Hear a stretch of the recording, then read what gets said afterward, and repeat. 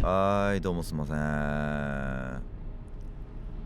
いや、じゃあとりあえず横浜の方までちょっとお願いしてもらってもいいですかね。いやでも渋川さん、はい。大丈夫ですか、横浜の方で。あ、全然大丈夫です。方面一緒ですもんね。そうなんですよね。いやでもなんか誰ですかねっていう感じなんですけど。ちょっとね、まあ飲み会でね。いやそうなんだよね、はいそうなんですよ。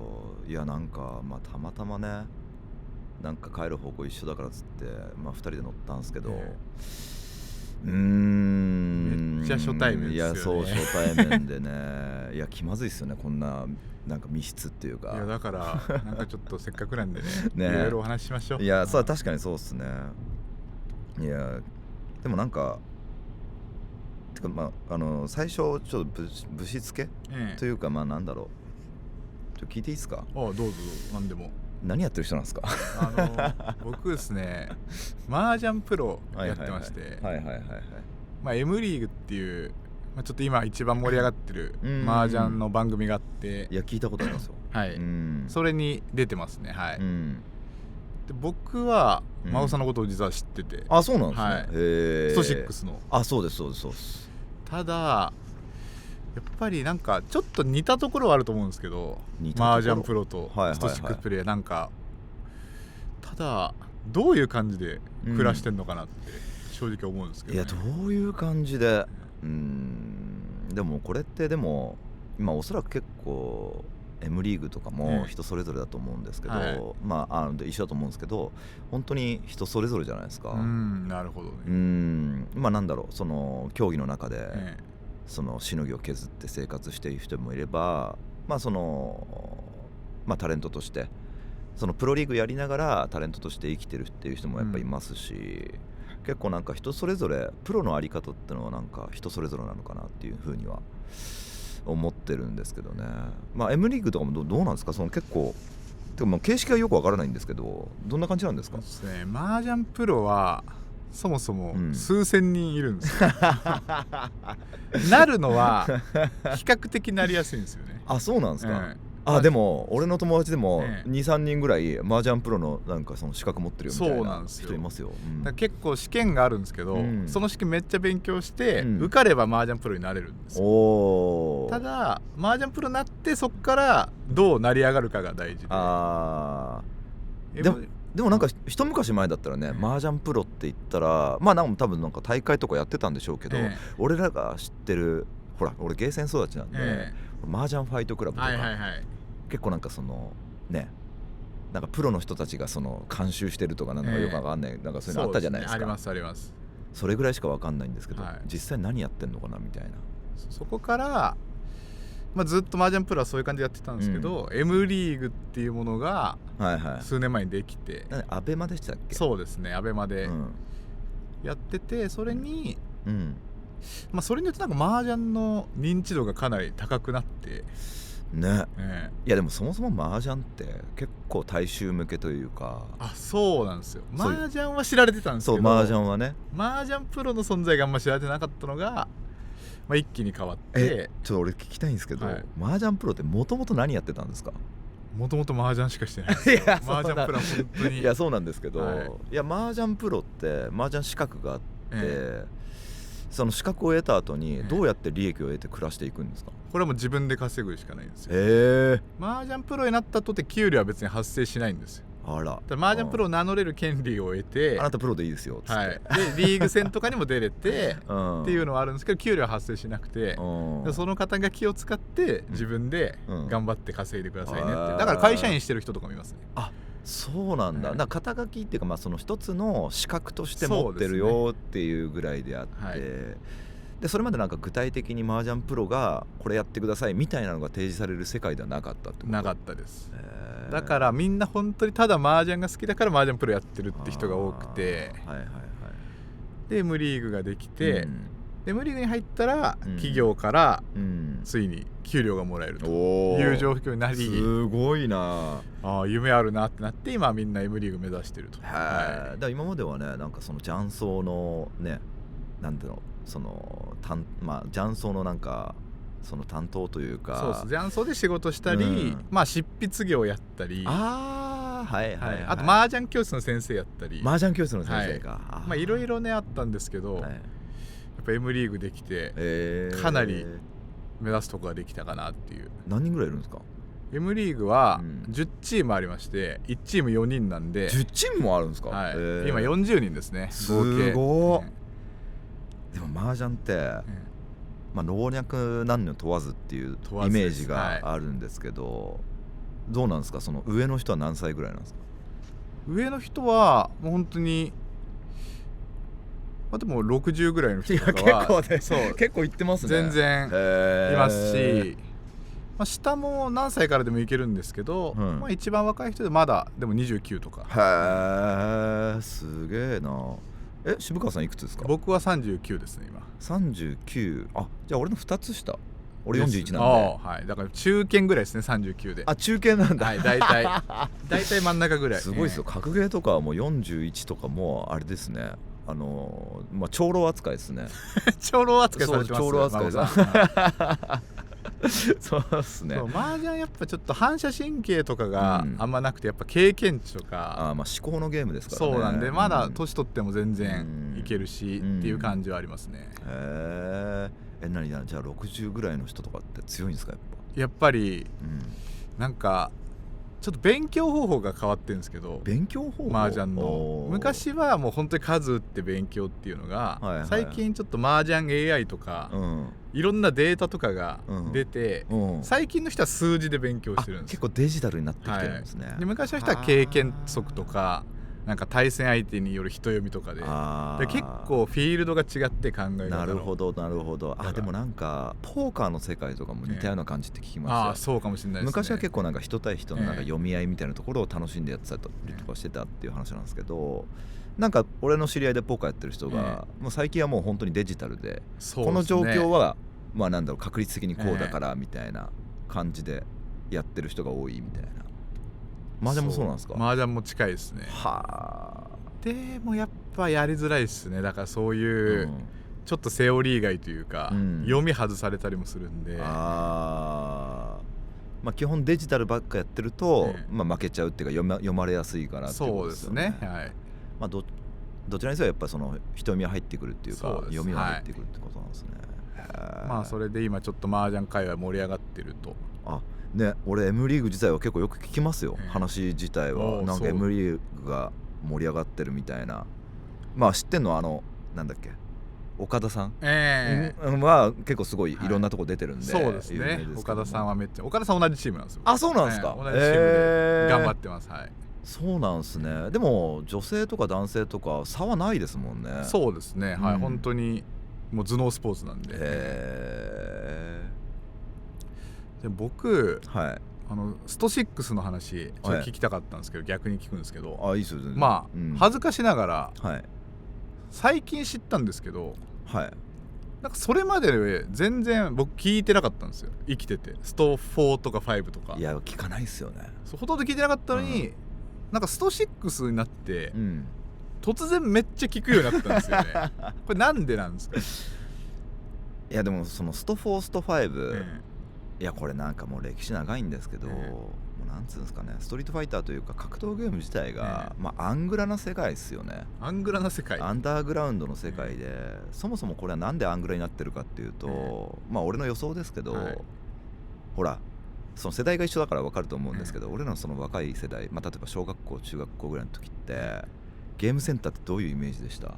ゲームセンターちょっと怖かったですよね。いやだからそれなんですよ。だからイメージが悪かったっていうところですよね。なので世間的にやっぱそのゲームっていうのがそもそもそのなんだろう、ピックアップするに値しないというか、あんまりちょっとなんか出しちゃいけないみたいなところはあったりとかして、で実際やっぱその俺らの小学校中学校の時って本当にね、ヤンキーとか、なんかそう怖いイメージはありました。結構なんかゲーセン行くとちょっと薄暗くて兄ちゃんたちがタバコふかしながらみたいなの世界だったと思うんですけど、だからそういうのがあったからあんまりイメージが良くなかったところが、今なんかメーカーさんとかが頑張ってすごいやっぱイメージが良くなってったりとか、あとは e スポーツの流れがあったりとかしてストリートファイター6でそれが爆発っていう感じですね。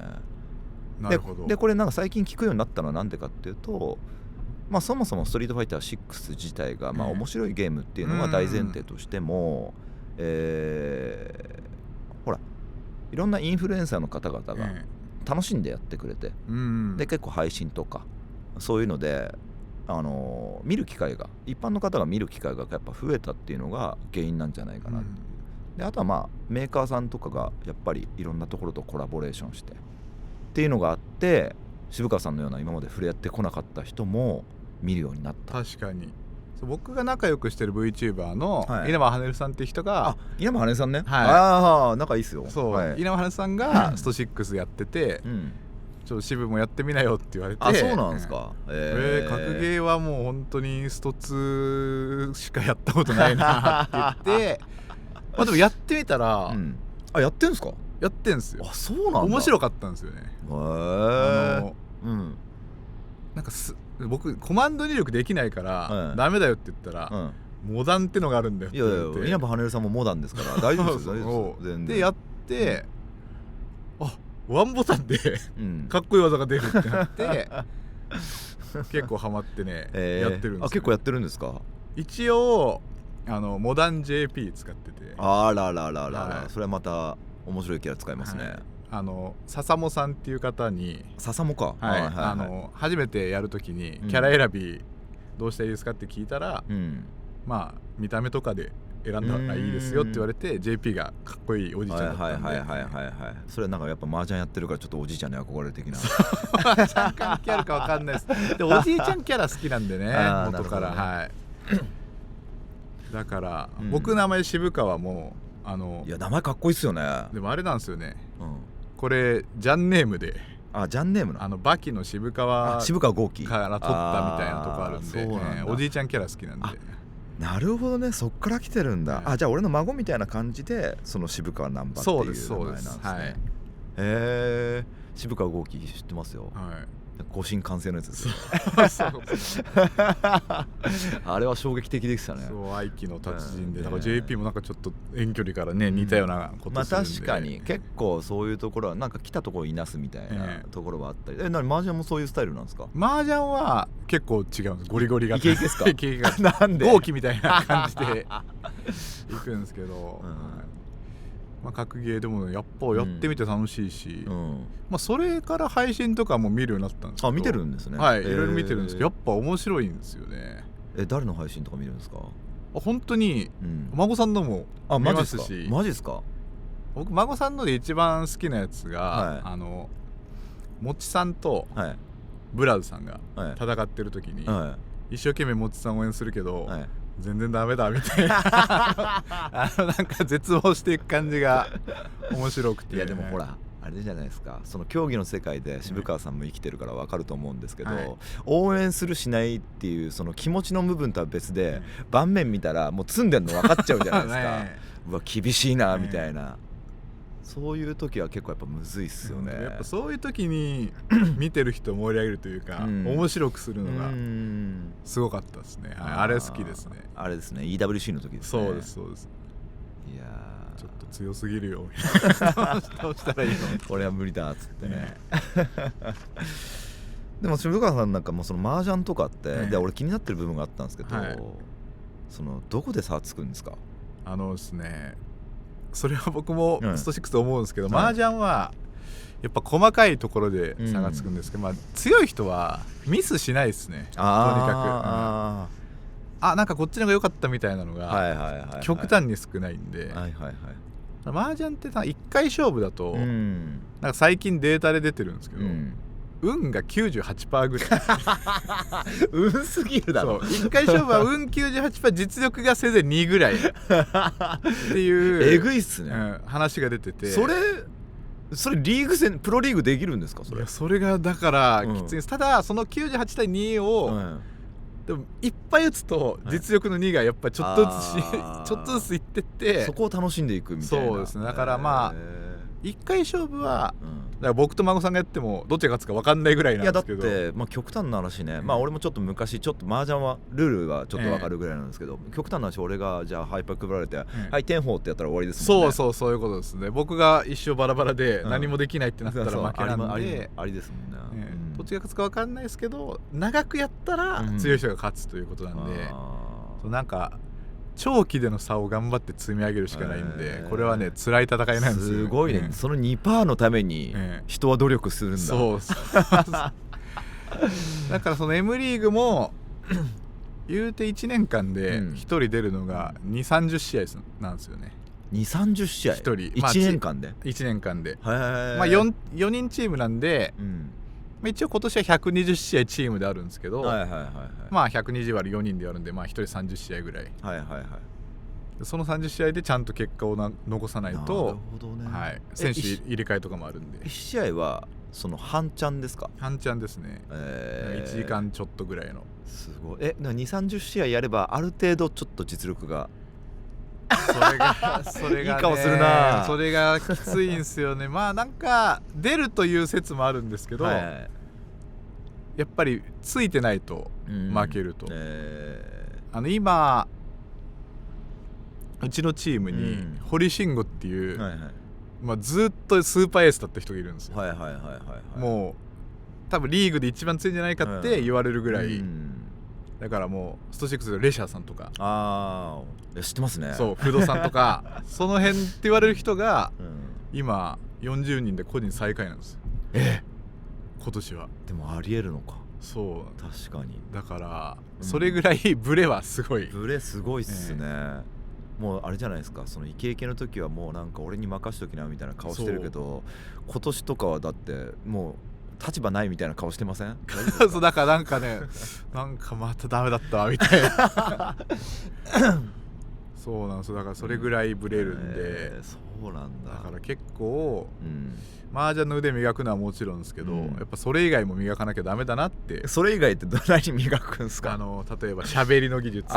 そういうこと。例えばびっくりした。なんかそのゴミ拾いとかして徳を積むかと思ってたそこはね、そっちは僕タイプじゃないんですけど、結構スピリチュアルな人もいますよね。いますね。まあ運がね強いんでね、運はやっぱ操れないと思ってるんで、そっちより例えば終わった後、配布検討って言って麻雀自分の振り返りで、これはなぜこう切ったかとか喋るんですけど、それで説得力あること言えば、なんか負けてても、なんか周りから見て仕方ないよね的な。負けててもまあこの人は強いんだろうなみたいな、だから来年は結果残すかなみたいなそれ俺結構得意ジャンルかもしれない。得意ジャンルですか？うまい。俺それっぽいことを言うのだけは得意なんですよなるほど、それでやったり、まあ例えばバラエティーとかでなんか喋れたりして、なんかチームにいたらいいなとか、結構岡田さんとかはねよく外出てらっしゃるんで、まあ何も知らない俺でも見る機会があったりとか。だから岡田さんも M リーグを広めてくれてると。いや確かにそうかもしれない。岡田さんいなかったら俺知らなかったかもしれないですね。そういうことなんですよ。だからそういうのでやっぱ麻雀の実力を強くしつつ、それ以外もしっかりやらなきゃダメだなっていうのをやってますね。じゃあ渋川さんはその中でどういう役割持ってるんですか？僕はですね、やっぱ結構軽いキャラというか、麻雀強いキャラだけど、結構いじられキャラというかまあそういう感じで雰囲気はちょっと感じてますね。ちょっと緩い系ですよね。そう緩い系で配信とかもやって、VTuber の人とコラボとかもしたりしてるんで、まあなんかネットを見た人が、麻雀プロって怖くないんだみたいに思ったり、麻雀って楽しいんだって思わせるようなネット担当してる感じですね。でも確かに、こうやってなんか渋川さんと話してて思ったのは、俺の中で麻雀プロって、ほらなんだろう、ちょっと触れがたい、ちょっと触りがたいイメージ。そういう人もいっぱいいると思うんですよね。スーツピシッと決めるか、なんかわかんないそのシャツ着たりとかして、ちょっとタバコ吸って、なんかなんだみたいなイメージなのが俺のイメージなんですけど、渋川さんは普通の兄ちゃんです。そういう感じの親しみやすさをアピールしていくみたいな、いやそうっすね、感じですね。だから麻雀はもう運の要素めちゃくちゃ強いけど、そこでどれだけやれるかっていう。いやそうっすよね。いやでも俺思ったんですけど、いやほら長いことこの俺もやっぱ格闘ゲームの中で、プロずっとやってたりとかして、勝負の世界ずっといるわけじゃないですか。でいろんなそのエンターテインメントというかそのジャンルに触れたりとかするんですけど、やっぱ運あった方が面白いっすね、物事は。それは、僕も麻雀で一番推してるところで。いやそうですよね、だから麻雀が運なしだったらつまんなくないですか。つまんない。そうですよね、逆に言うと運のない戦いみたいなら別の運のない戦い見ればいいと。そうですよね、本当に。そう麻雀のいいとこは、だからどんな人が大会やっても誰が優勝するか分かんないっていうところなんでね。いやもちろんね、そのある程度実力がみんなあるなって思う人に偏ったらいいなとは思うんですけど、やっぱ思い通りにならないことに人はやっぱ惹かれるんだなっていうのは最近思うんですよね。そういう意味ではスト6もやっぱ、一番強い人がずっと勝つわけじゃないですもんね。そうですね、でもある程度実力が反映は、その麻雀よりはされやすいのかなっていうふうに思いますけど、やっぱそのほら麻雀とかってやっぱその例えば打牌っていうか、その牌を切る時の技術に差はないじゃないですか。別に上手くても下手でもぶっちゃけどっちでもいいじゃないですか。昔はなんか多分そういうなんつうんですかね、俺も徹夜見てたんだよ、売人技みたいな、そういうのがあるから多分技術はあったと思うんですけど、一人一人なんかその打ち方とかに多分その差が出ないとは思うんで、あれだと思うんですけど、格闘ゲームはそこ出るんで、例えばコマンド技出すだとか、コンボ精度高くやるとか、そういうなんだろう読みとかそういうのが関係ないところで差が出たりとかするジャンルなんで、割となんかそこの精度で戦ってる人もいますね。なるほど、やっぱ読みってねえ、分かんないじゃないですか。分かんないですよねだってこうやって俺と渋川さんが話して、渋川さんがどういう人なのかなっても分かんねえし、だからね難しいですよね。そろそろぼちぼちっすね。ぼちぼちつきましたね。いや横浜まで着くの早くない？いいペースでしたね。ガラガラでしたね。もうちょいなんか話聞きたかったけどね。そうですね。またぜひまたの機会にちょっとなんか外でもう一回確かに行きましょう。もう一回行きましょうよ。はい。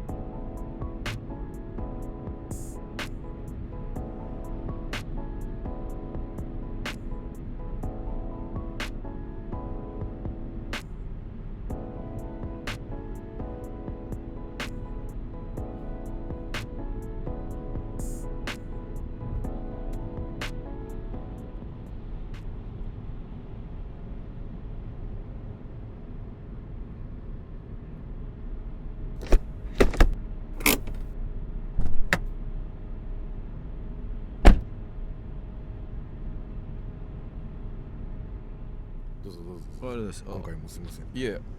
またお久しぶりで。嬉しいですね。今回も水色ですよ。ねえ、なかなかないです。広い東京で、はい、どこの会社なのかってね、このメタタクシーって書いてましたけどね、上に宅地系使えんのかな。ねえ、はい、でも俺最近タクシーの、はい、左側についてる、はい、広告のやつありますね、今もあります、ね、あれあれ悩ましくて、うるせえなと思ってるんですよ気持ち的には。けどなんか見ちゃうみたいな。いやわかります、ね、あそこでいやなんだろうな、そうっすよね、この流れてるここの画面に流れてる CM ってなんて言ったらいいんだろうな、なんかあれな俺本当聞いてみたい、これちょっとあんま言いづらいかもしれないですけど、まあ某美容クリニックのやつが流れてるじゃないですか。流れてますね、めっちゃ流れてる。でもあんなん俺、どんだけ金もらっても出たくないって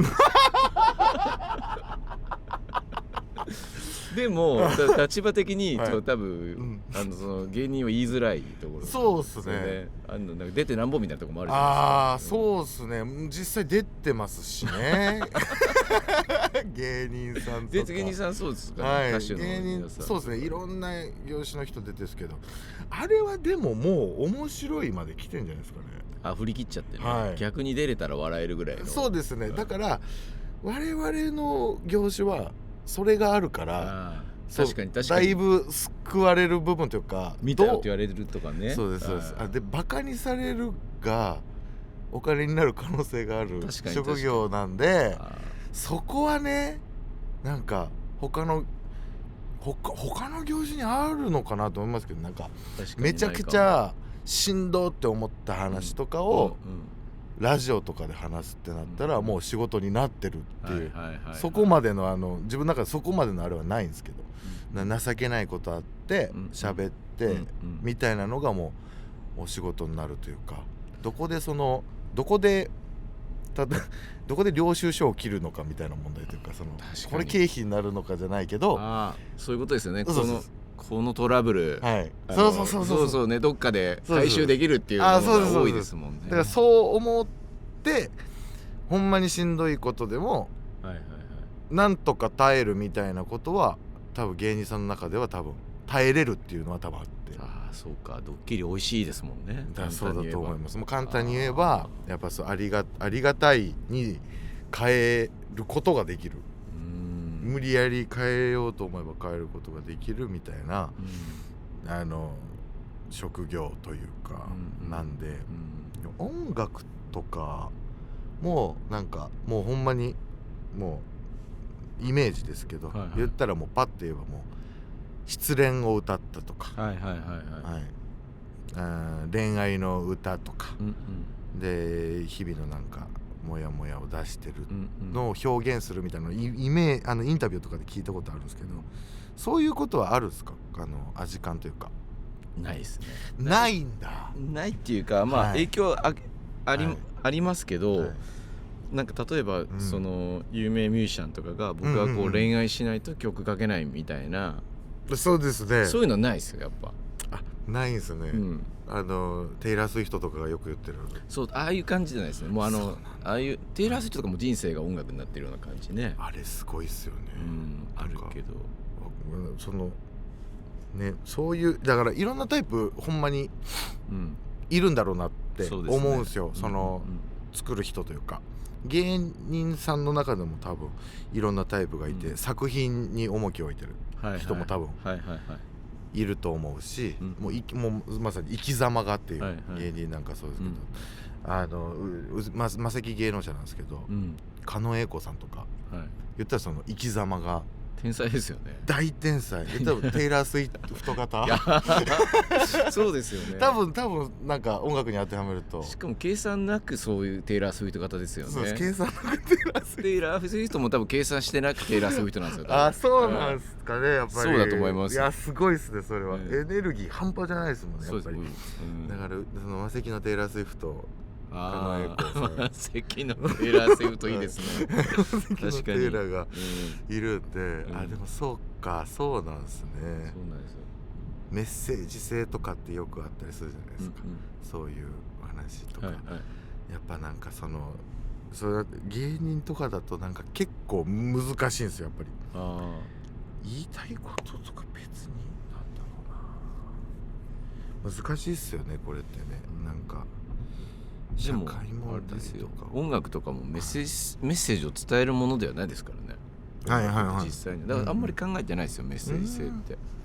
なんかそうで結構求められたりそうですねとか、あと、はい、受け手の、はいお客さん側の解釈とかで、いやだから、ね、曲って、わかりますよ、あれを歌ってんすかねみたいな、そうなんです、素敵みたいなのを、でもまあありがたい側面もあるじゃないですか。確かに。でも音楽ぐらいじゃないですか、そんなインタビューの元もないことを聞いていいっていうのが許されてるのは。だから例えば曲やるじゃないですか、でじゃあこの曲に込めたメッセージ聞かれるわけですよ、めちゃくちゃそのテンプレートですけどあります。そうでしょ。でそれって例えばコントの後に、じゃあ、最後に、今やりましたコントの面白ポイントを一言でみたいな、最悪じゃないあれそんなひどいことしてたんですよ。そういうことですよ基本的には。そこはなんか全体にふわっと込めてるというか。でもですよね、でもそうっすよね。でもその音楽番組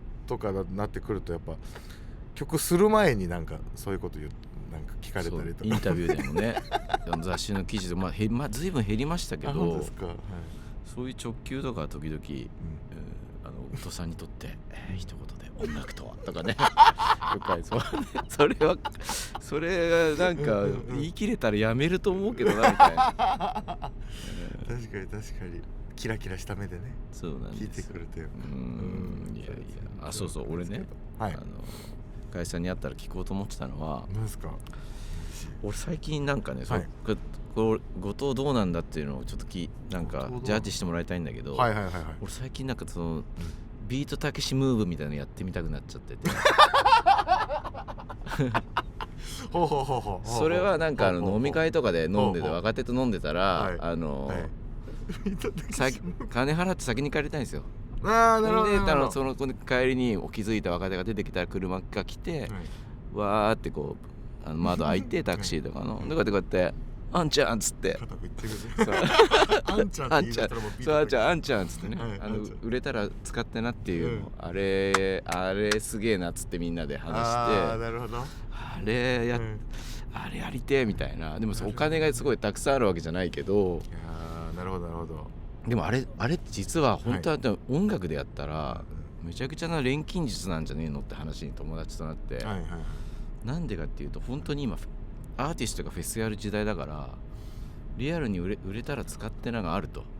なるほど、好きな人呼べたりとか。そうなんですよ。そういう形になってるんですよね。昔はそのフェスを主催するところがあってってそうですそうです。でも今アーティストがやるじゃないですか、なんとかバンドプレゼンツみたいなやつ、ありますあります。そうそう、僕らも呼ばれたことありますもん。だからそれくらい自由ってことですよね。そういう自由。やばい T シャツ屋さんのフェスに呼ばれたりとかあったんですけど、お笑いステージやってくれみたいな、なるほど、そんくらい自由になってる。なるほどなるほど。だからもう直接、そうなんですよ。だから若手とかを、例えばなんて町中華とかでもいいし、居酒屋とかでなんか生きってあんちゃんって呼んでおごったとでですよ、多分まあ行ったって3万とか4万とかじゃないですか、1回ね、まあ5万とかかもしれないけど、そんなもんいけるじゃないですか。あんちゃん売れたら使ってが実現すると、リバイバルとかにもなるし、めちゃくちゃいいっすね。だからビートたけしムーブが一番こうなんか実はそのなんていうの、循環っていうのを見るとやらしい話ね、あれすごい理にかなったことなんじゃないかみたいな話に友達となって、その自分の財布加減とは別に、あんちゃんいやでもめちゃくちゃいいと思いますよ。もうほんまにあんちゃんって言ってもいいと思います。みんなのことあいつ東京生まれじゃないけどみたいな、東京生まれじゃないけど、あんちゃんって言っていい。たけしさんの真似してるとか思われた方が多分もうなんかそっちになっていきたいですよね。なんかバカにされるじゃないけど、いじられるというか、もう逆に笑われて、僕最近時間のごちさんなんかあんちゃんって俺たちのあんちゃんって言うんだよみたいなマジで読んでんだよって言ってこれマジだからね、本当あんちゃんって言うんだよやばくねみたいなで面白がってもらった方がっていうのはありますよね。でも一方でそんな文化がないんですよ、その音楽ミュージシャンは。そうなんすね。どうなんすか、そのお笑いだったらもちろんその、なんかバラエティとかでもよく先輩が出すんですよね。先輩が出します。芸歴ですね。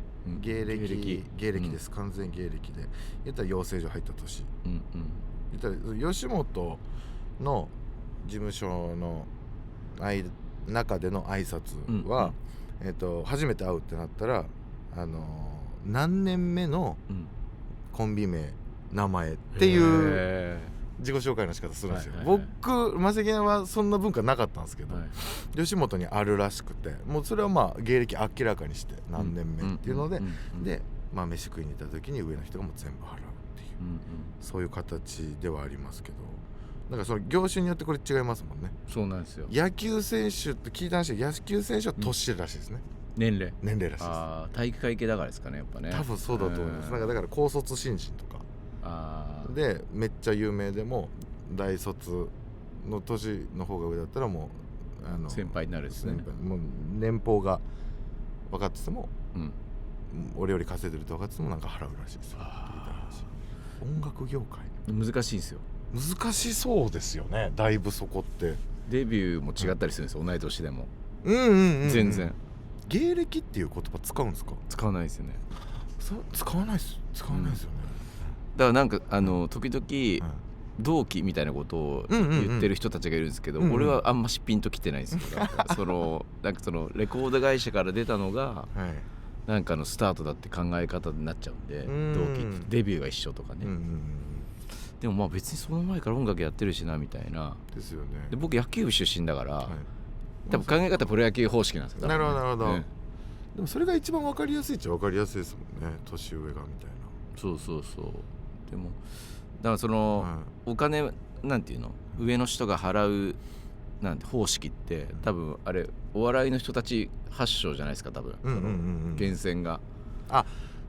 いや多分そうなのかな。多分そうですよね。それがなんかこう、なんていうか音楽界にも入ってくると、まあ本当は良くないなと思ってるのにでも俺はたけしになりたいっていう矛盾がちょっとね、最近そんなに大物でもないのに。いやあんちゃんはやばいな。あんちゃん言い出したらいいけどな、後藤さんが。いやでもそうっすよね。飯食い後輩とかと行きます？後輩とかと行かないっすね。もう行かなそう。行かなそうって行かなそうじゃない。行かないんすよ。本当にもう限られた子たちですね。だから先輩芸人とか見てると、もうライブ終わったらみんな行こうっつって、もう何人も何十人も連れてく人とかいるんですよ。ありがてえなと思いながら、かっこいい、ほんまにすいませんって思いながら、もうで時々ついていって一緒になってお金払ってみたいなで後輩にっていうのはあるんですけど、いやでもなんかもうしてもらってたんで、してもらっててずっとご馳走してもらってて何人のやつも行ったこともあるし、でやっぱそれをまあ、後輩に返すっていうのがまあ芸人の中の流れなんですけど、もう止めてるっすね僕。ビタ止めしちゃってる。なんかコロナとかもあったせいでそれに甘えちゃってるというか、でも自分から誘えばいいんですけど、でもこれもよく言われる話ですけど、断られるの怖いなとか、そもそも一緒にあんまりもうならないのに誘っちゃうのがパワハラになっちゃう問題もあって、そうですよね。断りづらいみたいな。そうです。高橋さん飲みたいっつってるしみたいになっちゃう、そうそれ思われてるんじゃないかとも思う年齢にもなってきたし、でもそのパワハラ問題に甘えてるところもあるんですよ。確かにね。パワハラと思われちゃうからやめとこうみたいな、ざっくり言うとですけど。最近の若手断りますよ。でも本当ですか？今日無理っすみたいな。でもそっちの方が良くないですか？どうですか？いやいいと思います。そうですよね。今日無理っす。ちょっと傷つくけど、ちょっと傷つきはするんですよね。そう傷ついてるぞってことは伝えたいけど一応俺たちもパワハラにならないように一応誘ったつもりなんだけど、今日どうかな夜みたいな、今日ちょっと無理っすみたいなこの後用あるんで、もっと言い方あるだろうみたいな。そうしょうがないっすよね、それはね。それはもうしょうがないっすよね。後輩とかと結構行くっすか最近？全然行かないですね。行かないんだ。誘わまたこれがそのたけしになりたいのに飲み会めんどくさいと思ってるタイプだから。たけしじゃないですよ。たけしじゃないです気質がそうなんですよ。そうなんですよ。だからでもそっか、大人数の飲み会とかもね、前乗った時も言ってましたけど、そうなんです。苦手というか。そうなんです。だから打ち上げぐらいですよね。でも打ち上げって誰かが払う仕組みになってないんで。そうですね、打ち上げはそうですよね、マネジメントとか、イベンターとかそういうなんか大人たちが後で話し合って決めてるやつだから、そうですよね。一回打ち上げやりましたもんね、覚えてますか？やりました。覚えました。中華ね。中華です。ミキがいなくてみたいな。そうですそうです。2年前にもうなるんですけど、そのロックオアライブって言ってアジカンさんと、フジファブリックさんと加賀谷とミキさんで、あれもすごい豊洲でやった後、はい、そんな店ないのって思いましたよね。その行った中華はまあよくしてくれましたけど、めっちゃ良かったですめっちゃ良かったですけど、はい、なんか町中華ですよね、言ったらね。もうちょっと店あるだろうみたいな、行きずりみたいな中華料理屋のなんかそうっすね、あれも良かったですか、あれも良かったっすね。だからあっこで言ったら、共演なんかできるとも思ってなかったですから、もちろんそのお笑いとバンド音楽っていうのもありましたし、企画に本当にありがたいですけど、だから僕初めて後藤さんにお会いしたのは、コロナの時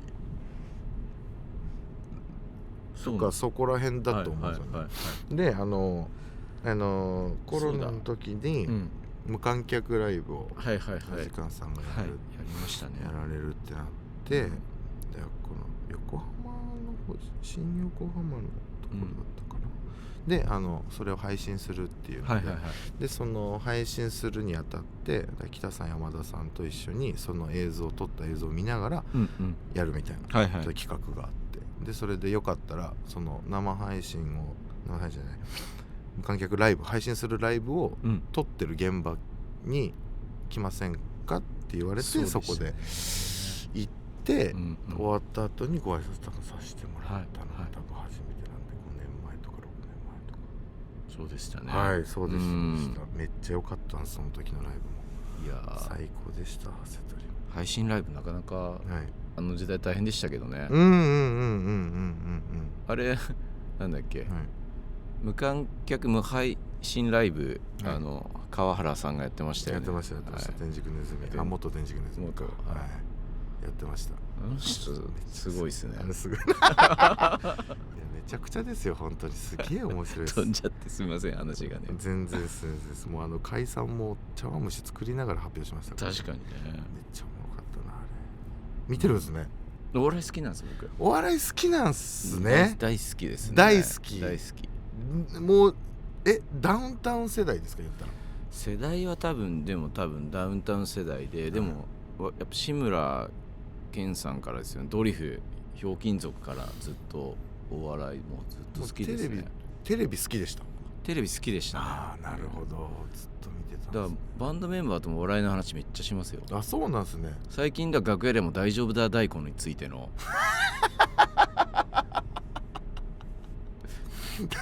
その大丈夫だの後のウィうわみたいな、ちょっと三段変化みたいのがあれすごいよなっつって。ちょっと見方が音楽的なんですかね。いや、どうなんでしょうね。リズムとか分かんないですけど、今日ちょっとリライトの、いや僕ずっと動画見ちゃうんです、みんな本番前。ちょっと俺今日リライトで大丈夫だ太鼓出ちゃうかもしれない清絶対トトントンって叩くなよとか言って、俺出たらあれ言ったらウィーワーウォーって言っちゃうから、絶対やめてくれみたいな。やめろよとかできるわけねえじゃんとか言ってうわー、なるほど。そんな会話があるんですね。そういうことしてますね、俺たちは。最近のお笑いも見るっすか？ M1 とか見ます？ M1 は見ました。追っかけて見ます。大体なんかやっぱ生放送で見れるほど、なんか時間がなかったりするんで、なんか夜時間コンサートあるとかスタジオあるとかなっちゃうと見れないから、後で録画で見たりとか、あとネタごとアップしてくれたりとか、ありますよ YouTube とか、そういうなんか違法じゃないやつで見たりとか。なるほど。いや、そうっすよね。気にはしてますよ、やっぱね。すごいですね。それはめちゃくちゃ嬉しいです。やっぱお笑い芸人の中でもやっぱりアジカンさんのファンめっちゃいるんですよ。あ、そうなんですね。めっちゃいるんですよ。だから僕が味川さんと仕事をするっつったら、ほんまにその呪いのメールみたいなのが送られてきたりとか、ずるいぞみたいな。そうです。いや、そんなこと言われたら嬉しいですけどね。そうです。まんじゅう大帝国っていうコンビの竹内くんとか、もうそこまでは俺知ってるし、ディグれてないですけど。まんじゅう大帝国知らないですか。まんじゅう大帝国調べますわじゃあ。めちゃくちゃいいコンビですよ。そうなんですね。めっちゃ大好きでみたいな、いろんな人から、言われますね。そのほんまに前やらせてもらったんです、企画を。はいはい、アジカンさんの曲を歌わせてもらうという新しい世界を歌わせてもらった、それを上げてからそれを見た人がみたいな、あ、かやアジカン好きだったんだみたいな、で声かけてくれるとか、あれ俺も好きなんだよみたいな、あれちょっとごめんなさい、本当にこれはそうですね、直接会って言わないといけなかったですけど、その歌わせてもらって、新しい世界、あれって見たり聞いたりとかは？俺まだ怖くて見れてないんですよ。でも多分アジカンのみんなは見てると思います。本当ですか？多分見てます。怖いですか？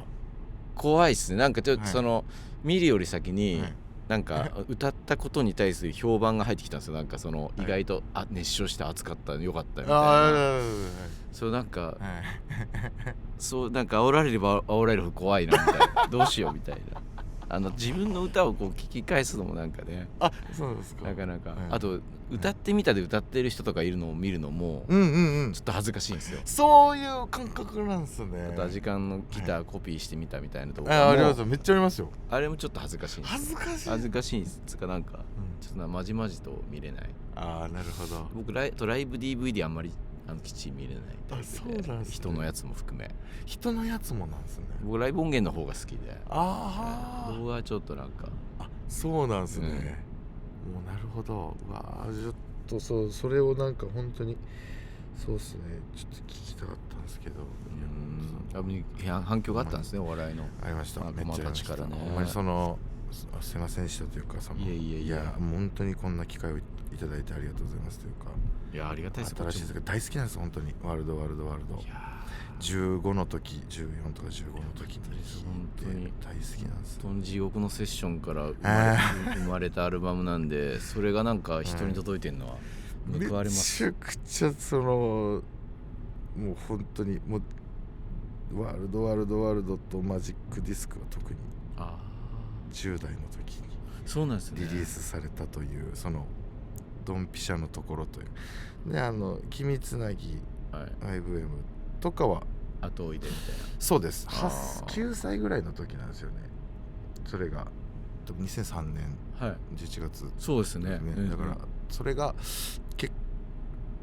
なんで、僕初めて聞いたのがラジオからなんですよ。味川さんの「君という花」なんですよ。兄弟3人いるんですけど、みんな同じ部屋で、で兄貴がいて、で兄貴がずっとラジオをかけてつけたまま眠るんです。なかなか面白い、お兄さんですね。そうです、兄が一番力を持ってるんで、そういうしょうがないですよね。そうしょうがないです、兄はその音楽とか大好きだったんで、でその中でランキング形式で発表されるところがあって、でそこに「君という花」入ってきて、僕は小学生ながらに何だろう、あれを聞きたくて、なんだろう、その本当になんかマジでその、違ったんですよ、他のランキングに入ってる。違ったんす当時、小学生の耳なんでよく分かんないですけど、なんか違ったんですよ、君という花だけが。でそれでずっと気になってて、で鋼の錬金術師が好きで、で主題歌ってなってみたいな、でだんだんってなってっていう流れだったんですよ。そうです。だから本当ちっちゃい頃からの、なんか勢いで喋ってしまいました。いや嬉しいです本当に。僕もでも勢いで最近いろんな人にそういう話しましたもん。本当ですか？久保田利伸さんとか、トリカムの中村さんとかにマステスさんとかにすごいな。昔好きでした大江千里さんとかとご飯連れてってもらったりして。いかに俺がアポロってアルバム好きかって話をさせてもらってるじゃないですかこれでもしょうがないですね、もう相手は引くかもしれないけどしたくなるんですよこれは。いやいいですよ、しょうがない、それもうね目見れんかったっすね。はい、いやでもほんまに俺はお笑い芸人の人全然来てくれたら全部受け止めるっつって本当ですかいやもうめっちゃ好きです。あ、そうそう、じゃあワンターン聞くよって言っといてくださいわかりました、言うときます。あ、もう着いたみたいですね。着きました。着きました。ありがとう、楽しかった。褒められて。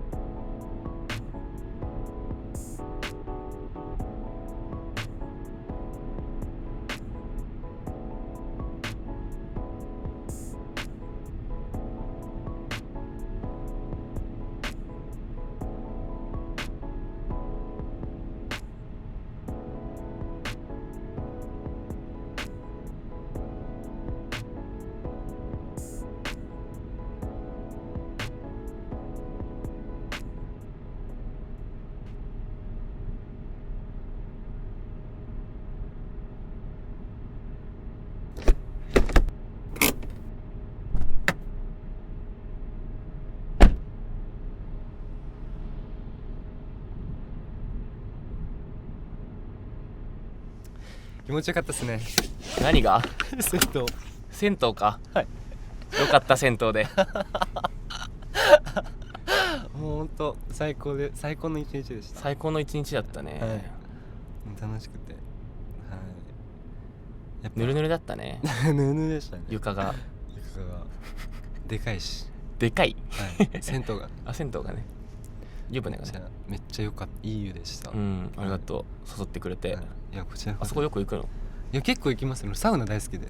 あ、そうなんだ。サウナーなんで髪に来そうだけどね。なんで高校生ですけど今銀髪じゃない時、黒髪の時とかは、もうほんと錦糸町の黄金湯っていうサウナがあって、めちゃくちゃいいんですよ。そこ行けばモンタに会えんの？いやもういないです。貼ってればはい、貼ってればもうほんと毎日言ってました。そこめっちゃ人気で混んでるんですけど。じゃあまだ休んでるとこに、モンタのケツの跡がまだあるかもしれないってこと？あるかもしれないですけど、はい、めちゃいいサウナで、行ってみたい。今度行きましょう。今度行きたい、そこも行こう。何が好きなんですか逆に？俺サウナとか好きです。飲酒ジェームソンが好きだね。何ですかジェームソンって？なんかちょうどいいぐらいの値段のちょっと甘いハイボール。ジェームソン好きだね。美味しいんですか？スラスラ飲めるね。ずっと飲めるなんか好きなことなんですかって聞かれて飲酒っていうのがやばいっすね普通に。飲酒とスナックでしょ。いいっすね。飲酒とスナックと、はい、飲酒か。飲酒以外だな。飲酒以外？はい。飲酒ちょっと話せないので。モノマネと謎かけだ。なんかこの前ねずっちさんのタオルがあった家に。あ、そう。あれいただいてねずっちさんに。もうサイン入りで。やばいっしょ。やばい。あれ飾っとくと整いやすいらしい。できます今？できるよ。何ですか謎かけ？お題1個言ったら。お題？俺そもそもあんま分かんないんですよね。なんとかと読んで、なんとかとかけまして、なんとかと解きます。なんとかと解きますの部分は俺が言って、その心はって言うんだよ。もんとかしたらなんとかでしょうって言うから、はい、じゃあ俺が最初に言っていいんですよね。違う？そうOK です。で考える間が俺これさパッと出るか出ないかなんだよほぼ。はいはいはい。でパッと出なかったらちっちゃい声でねタクシー歌っといて繋いどいて、そこ間を持たせる。そう俺が。はい。OK です。ASMR バージョンで歌ってタクシーの中だからさ、そんな大きい声で歌うわけにはいかないから。 OK です。じゃあ俺が最初に言っていいんですよね。OK です。何でもいいよ。じゃあ行きますね。で今ちょうどそこら辺なんで、表参道と何でしたっけ、呼びましてかけまして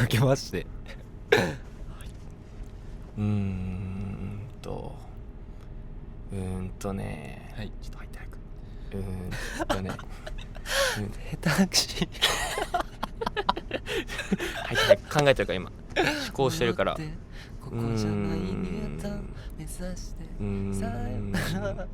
なんだろう、表参道か。表参道、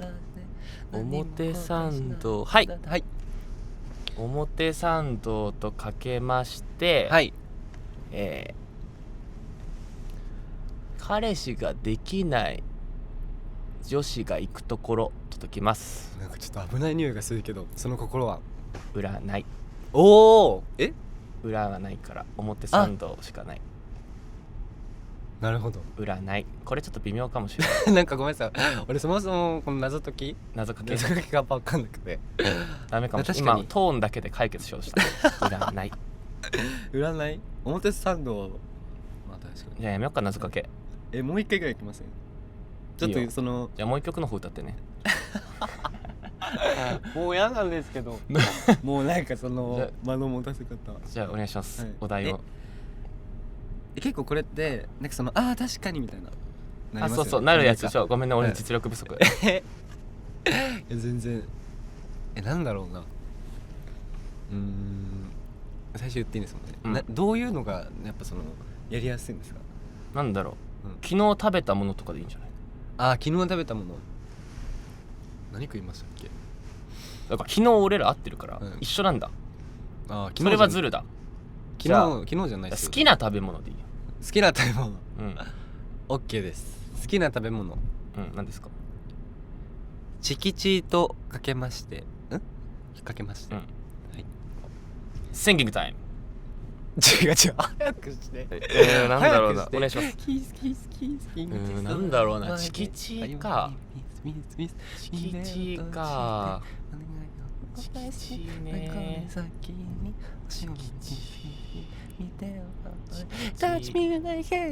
はい、整いました。はい、お願いします。チキチーとかけまして、はい、汗だくのラッパーのライブのフロアと解きます。投げ。はい、その心はどちらも挙げられているでしょう。あげね。はい。ごめんなさい、これもあんま良くないです。じゃあ一回やってみる。一回やってみる。俺も歌うから。じゃあお願いします。じゃあここにあるからカントリーマームとかけまして、はい。シンキングタイムスタートお願いします。シンキングタイムスタートって言ってください。シンキングタイムスタート。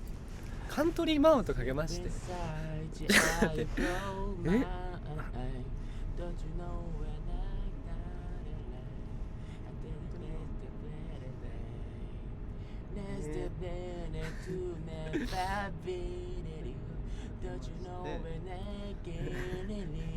やばい、めっちゃ集中できない。うるさい。カントリーマームとかけまして、ちょっと待って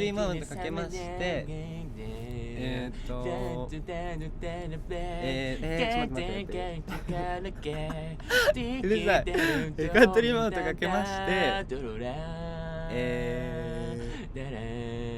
ちゃん何も出てこないのこれ。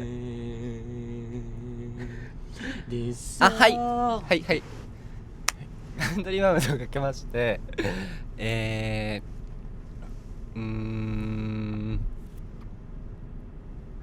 なんかすっごいダメなことしか言えない。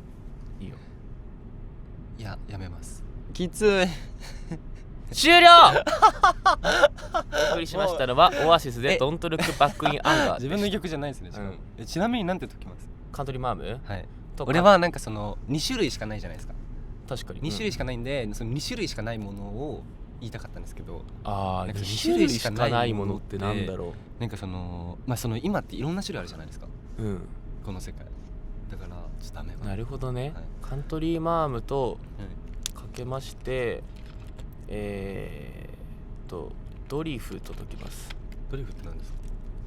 音、志村けんがやってた昔の番組。そうですよね。そうですよね。志村けんがね。今通行人に聞きました今。運転手さんそうですよね。まあその心はどちらも茶が欲しいなっていう茶が加藤茶がね。ドリフは分かんない。あれ笑ってるよね。茶ってなんですか？ごめん帰るわ。カントリーマームとかけまして、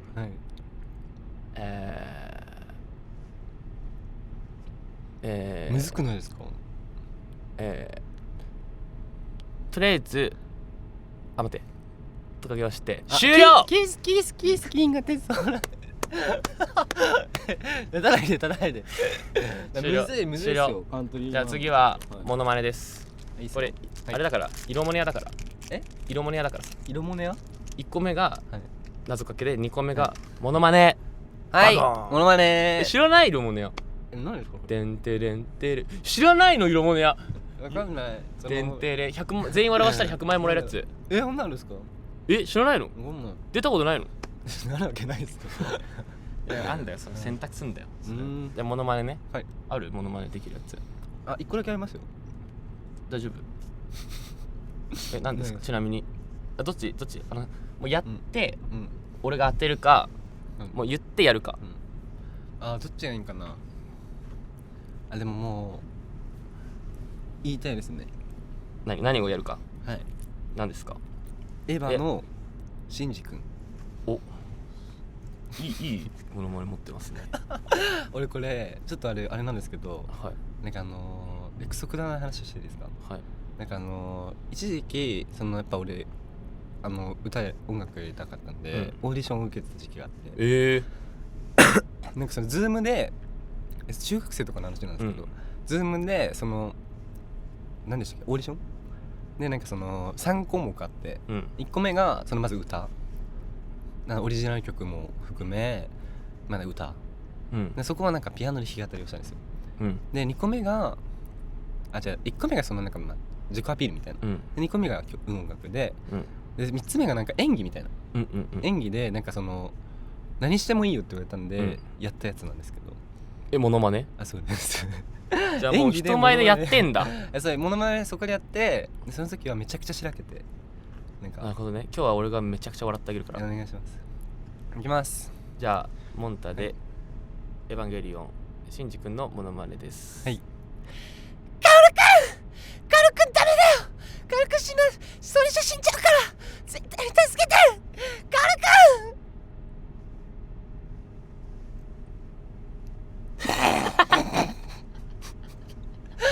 最悪帰りたい。下ろしてください。もういや俺もやるから。やってくれます？やるよモノマネ。似てません？結構似てる。似てますね。すごい熱量がすごい今見てほしかったです。熱量すごかった。カオルくん。俺もできる。カオルくん。なんか似てる。カオルくん。なんか違うの似てる。ビーズじゃない？違います。クレヨンしんちゃんのうるさい。マサオくんね。そうです。しんちゃんみたいなね。そうです。しんちゃん。確かに。しんちゃん。ちょっと待って。ちょっとわかんないな。まあ俺のレパートリーは基本歌なんだけどね。そうなんですか。なんか俺のお母さんがメガシンさんのラジオを聞いて、なんか他の方と喋るタイプのラジオで、なんかちょうど俺の前の週とかに出てたんですよ、メガさんが。でメガさんもう話してたので知ってて、なんか聞いてたらしくて、でもなんかこの前会って、メガさんのこと聞いたら、なんかあの人は人が喋ってるのに急にモノマネしだすから嫌いって言ってだからその時は玉置浩二さんのしてて、しかも一発ギャグもあるしね俺。マジですか？だから玉置浩二さんの真似をまずしますね。はい、お願いします。あんなにもあんなに70点なんですけど、これにプラスしてこれプラスして、はい、熱々おでんを食べる玉置浩二さんできますからね。いやちょっともういきます。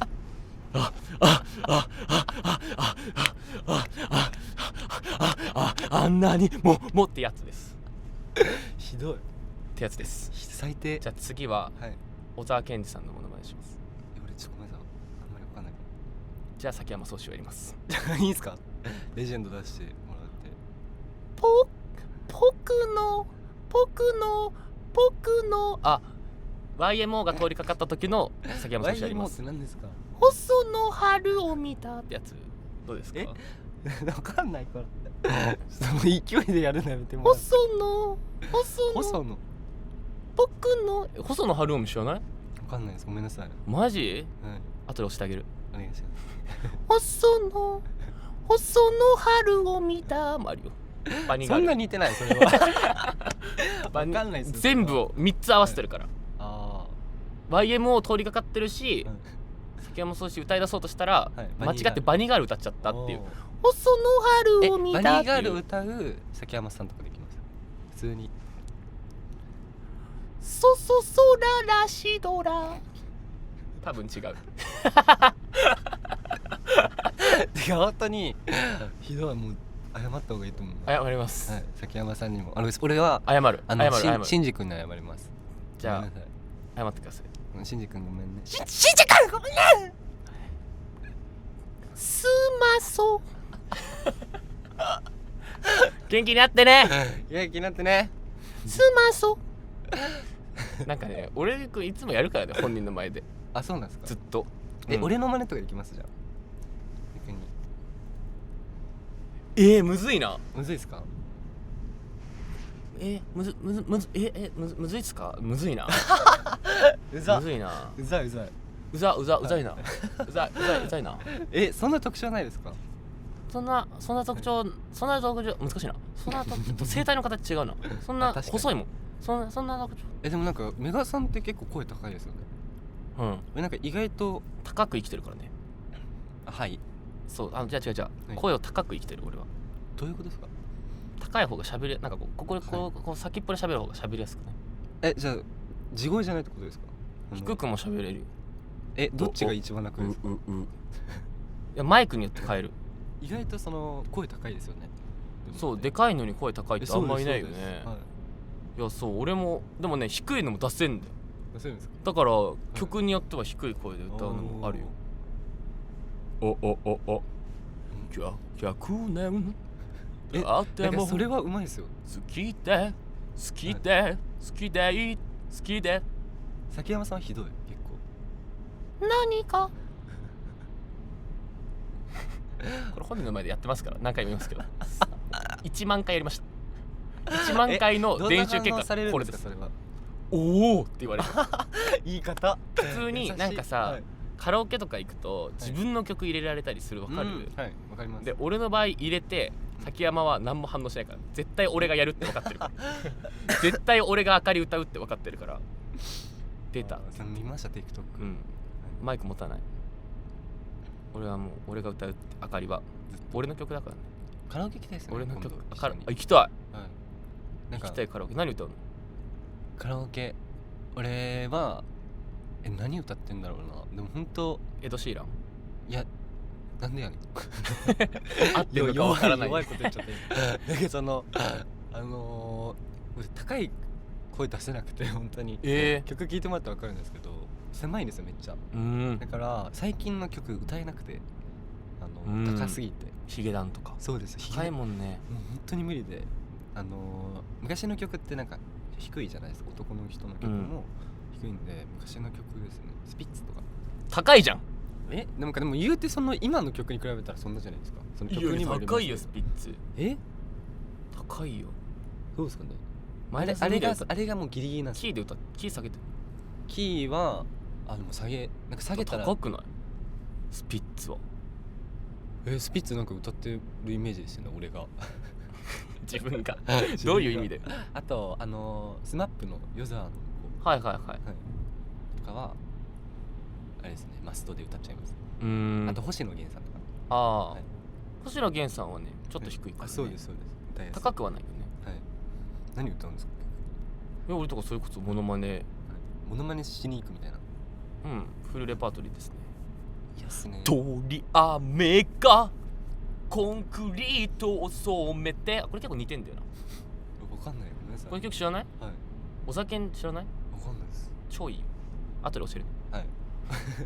この歌い出しめっちゃいいから。通り雨がコンクリートを染めていくのさっていう。いいですね。かっこいいなみたいな。情景がパーってね、コンクリートが色変わるっていう情景かっこいいなって。通り雨がコンクリートを染めて一緒にカラオケ行ったらずっと声です。いやですよ。ちゃんと聞きたい。でもいろんな人の声真似すると高い声出るようになるよ。あ、マジですか？俺それ悩みで声低い。歌った方がいいんじゃない？だって声低くないと思うよ。声低いんすよ。いや低くないと思う。低くないですか？嘘。多分ね歌っていけばね出るんですかね。なんかこうリミット外れて上が外れてこう出るようになると思う。俺も出なかったもん全然。最初の方ですか？全然出なかったけどもこうやってなんか自由に声で遊ぶようになってから出るようになった。モノマネしたりね。モノマネしたら高い声出るんですか？頑張ろうじゃあ。モノマネからモノマネ道場やったやつしかできなくて。でもあれ高くね？そうです。それはあれずっとやってたらいいんじゃない？俺の最高期でやってる。結構飛ぶでしょその歌のところから。そうです。グラフカラオケに出るグラフでシンジ君のだけこう1個飛ぶでしょ。なんかあるじゃん、なんかピアノ表みたいなのあるじゃん。ピアノ表、はい、そうです。シンジ君のとこだけシンジ君のとこだけ飛ぶ。1オクターブ上ぐらい。そこのさ歌とさそのシンジ君までの間がさ埋まっていったらさ、いいっすね。だから今の分かった、シンジ君を今ちょっと一回やってみて、ちょっと短めでちょっと一回やってみて、ちょっと短めでカル君ってあるじゃん。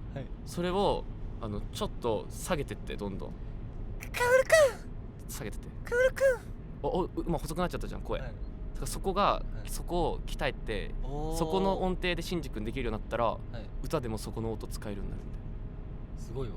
カル君カル君カル君カル君カル君カル君カル君カル君カル君カル君カル君カル君カル君じゃない？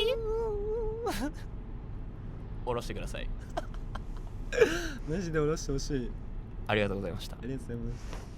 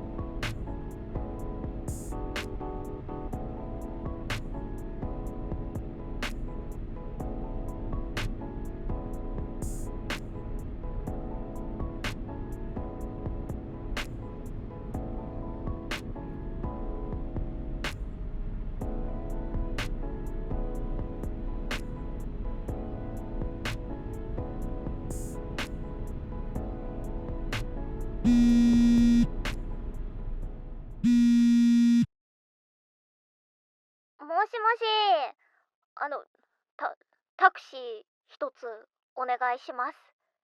場所はバーチャルサナトリウムまで来てもらうことって可能なんすかね？